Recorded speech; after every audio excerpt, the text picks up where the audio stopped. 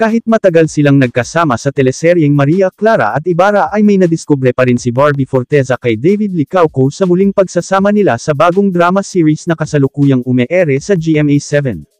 Pagbibisto ni Barbie, ever since pala kasi na magkatrabaho kami, never siyang nagtsinelas.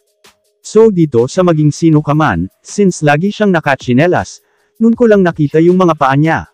Ang cute pala ng daliri niya sa paa, at tumawa si Barbie. Gumaganap sa dual role bilang Monique at Dino si Barbie sa maging sino ka man. Tatlo ang binanggit niyang challenging sa kanyang pagganap. Una, dahil sa dalawa niyang characters, the characterizations, the nuances, magkaibang-magkaiba. Pangalawa, yung palette ng look sa taping.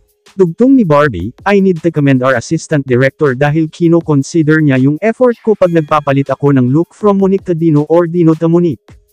Ayon pa sa dalaga, the genre, yung requirement na kailangan lagi kang ready sa action, ganon. Ako naman, hindi naman ako sanay sa action talaga, lampa talaga ako sa totoong buhay. What? Bro, what are you talking about, man?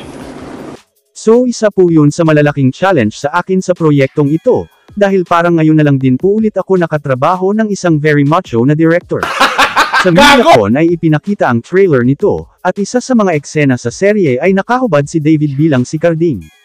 Napatili si Barbie nang mapanood ang naturang eksena. Bakit ganoon ang kanyang reaksyon sa topless scene ni David? Nagulat ako, kasi akala ko wholesome na siya ngayon, nagulat ako, may nakita akong nipples, at tumawa si Barbie. Okay naman siya, inalagaan naman yung shot, nagulat lang talaga ako. Never daw nakita ni Barbie sa taping nila na nakahubad si David. Unfortunately, at muling tumawa ang Sparkle actress sa kanya inulit sa kasamaang palad po. Kwento pa ni Barbie, actually wala nga ako sa eksenang yun, so hindi ko alam na may ganung eksena.